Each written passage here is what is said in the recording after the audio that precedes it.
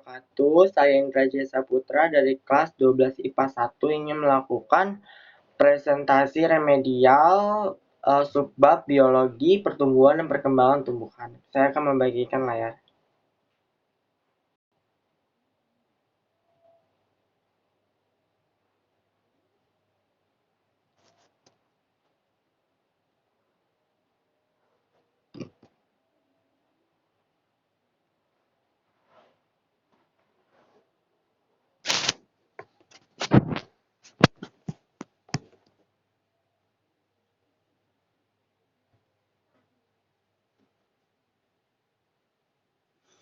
Pertumbuhan dan perkembangan tumbuhan. Pertumbuhan adalah peristiwa perubahan yang terjadi pada seluruh makhluk hidup berupa pertumbuhan ukuran volume, tinggi, dan massa yang bersifat irreversible dan dapat diukur secara kuantitatif.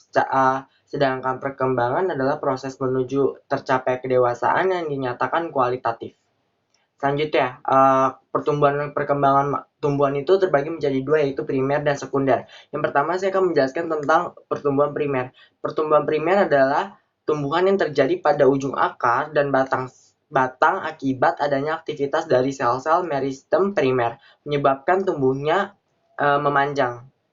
Selanjutnya, di pertumbuhan primer ada yaitu struktur biji. Biji merupakan organ tumbuhan hasil pembuahan yang dilengkapi oleh cadangan makanan yang meliputi kulit biji, endosperma, embrio, kotiledon, alureon. Tipe perkecambahannya itu adalah epigel dan hipogel. Epigel itu bagian hipokotil tumbuh memanjang. Kotiledon peluma terdorong ke atas permukaan tanah. Sedangkan hipogel itu kotiledon tetap berada di dalam tanah. Selanjutnya adalah pertumbuhan sekunder. Pertumbuhan sekunder yaitu tumbuhan yang merupakan hasil aktivitas dari jaringan meristem sekunder, yaitu kambium. Pertumbuhan membentuk kayu dan kambium gabus yang disebut velogen yang membentuk kulit kayu. Oke, selanjutnya itu faktor-faktor yang mempengaruhi pertumbuhan dan perkembangannya tumbuhan. Yang pertama itu ada faktor internal atau faktor dalam, yaitu faktor dari dalam tumbuhan yang mempengaruhi pertumbuhan dan perkembangannya, yang meliputi yang pertama gen. Gen itu merupakan substansi pengatur sifat yang diturunkan dari induk keturunannya. Gen mengatur reaksi kimia dalam sel seperti sintesis protein, sintesis enzim yang digunakan dalam pertumbuhan dan perkembangan. Gen menyebabkan adanya perbedaan sifat antara satu tumbuhan dengan tumbuhan lainnya, misalnya perbedaan bentuk, daun, tinggi pohon, warna bunga, rasa buah, dan sebagainya. Selanjutnya ada hormon. Hormon itu hormon tumbuhan atau disebut dengan fitohormon. Adalah suatu senyawa organik yang mampu menimbulkan respon fisiologis. Beberapa jenis hormon pada tumbuhan yang terdiri dari pertama auksin itu. Auksin ini adalah hormon yang berfungsi untuk memacu pemanjangan tunas dan akar. Merangsang terjadinya proses diferensiasi, mempengaruhi pembekakan batang, dan merangsang pembentukan bunga dan buah, dan lain-lain. Yang kedua itu adalah gibberellin yang berfungsi untuk memicu pemanjangan pembelahan sel, perkembangan embrio pada perkecambahan, mengakhiri demansasi biji dan kencur ketiak badan, dan lain-lain. Selanjutnya ada sitokinin yang dikenal sebagai hormon anti penuaan, berfungsi untuk menghambat penuaan sesuai dengan sebutannya. Selanjutnya ada gas etilen, berfungsi untuk mempercepat proses pematangan buah, berperan dalam pengguguran daun, dan lain-lain. Yang selanjutnya ada asam abisat yang berperan untuk menghambat pertumbuhan, dormasi tunas, penghambat perkecambahan biji, dan menyebabkan sianensi kematian sel, jaringan, dan organ, serta memacu pengguguran daun, bunga, dan buah. Selanjutnya ada hormon kalin yang mempengaruhi pembentukan organ berdasarkan organ yang pengaruhnya. Kalin dibedakan menjadi rizokalin atau pembentukan akar, kaulokalin pembentukan batang, fitokalin pembentukan daun, dan antokalin pembentukan bunga. Yang terakhir yaitu ada hormon traumalin, merupakan hormon yang merangsang sel-sel di daerah luka menjadi bersifat meristem kembali. Peristiwa penutupan luka ini hanya terjadi pada tumbuhan dikotil atau berkeping satu. Dan tidak terjadi pada monokotil atau berkeping dua. Selanjutnya faktor eksternal atau faktor dari luar yang mempengaruhi pertumbuhan dan perkembangan tumbuhan. Yang pertama ada nutrisi berupa unsur-unsur kimia yang diambil dari tumbuhan dari tanah dan udara.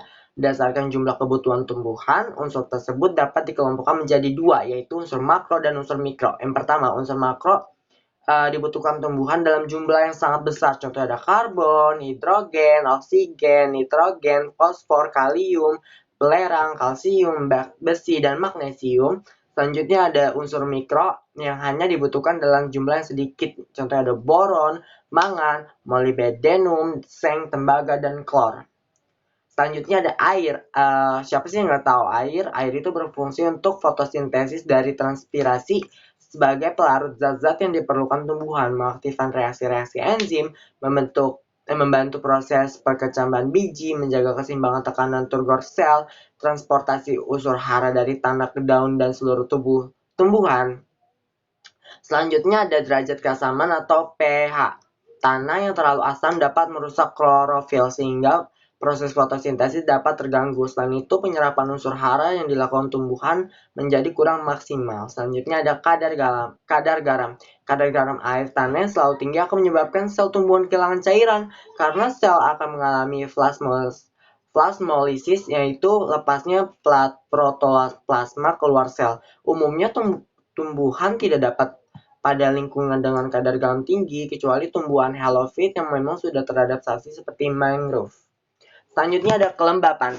Kelembapan yang tinggi akan mempercepat ketumbuhan. Bila kondisi kelembapan dapat dipertahankan, maka banyaknya air yang diserap, aktivitas memajang sel, sehingga sel-sel dapat mencapai ukuran maksimum dari pertumbuhan besar. Yang selanjutnya ada gravitasi. Adanya gaya gravitasi bumi yang menyebabkan pertumbuhan akar tumbuhan menuju pusat bumi ke dalam tanah. Arah gerak yang menuju pusat bumi disebut geotropisme. Yang selanjutnya ada sentuhan. Sentuhan itu kita contoh kayak menyentuh tumbuhan tersebut atau hal lain. Dan yang selanjutnya yang saya tambahkan yaitu adalah cahaya atau cahaya matahari. Cahaya matahari juga berpengaruh dalam proses pertumbuhan. Tumbuhan itu dapat berkembang dan bertumbuh karena bantuan dari cahaya. Apa namanya? Dulu pas ada praktek biologi, disuruh ada praktek kita menanam suatu pohon yang dimana kita menggunakan faktor eksternal cahaya. Jadi jika tumbuhan itu ditumbuh di luar ruangan atau di suatu ruangan yang ada cahayanya, maka tumbuhan tersebut dapat tumbuh dengan sempurna, dengan sehat, dan tumbuh layaknya tumbuhan. Beda dengan tumbuhan yang ditumbuhkan di dalam ruangan atau keadaan yang gelap tidak memiliki cahaya matahari, itu rata-rata tumbuhan yang ditumbuh di dalam ruangan itu mati dan lambat pertumbuhannya, bahkan bisa sampai kehilangan bentuk yang tidak seperti layaknya.